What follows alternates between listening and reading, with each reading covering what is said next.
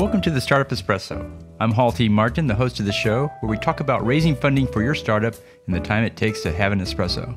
I hope you enjoy this episode. Hello, this is Hall T. Martin with the Startup Funding Espresso, your daily shot of startup funding and investing. An investor does a great deal of work before the investment is made and must also do work afterwards. Here are some key points to consider. As an investor, you need to maintain contact with the startup. Make sure there's control over the compensation of the CEO. Their compensation is the exit and not the payroll. Make sure the company has sufficient cash runway. Losing too much runway can throw the company into a fundraise with fire sale terms. Monitor your list of what must be done from the diligence report to see how the company is progressing. Keep those items on the top of the CEO list.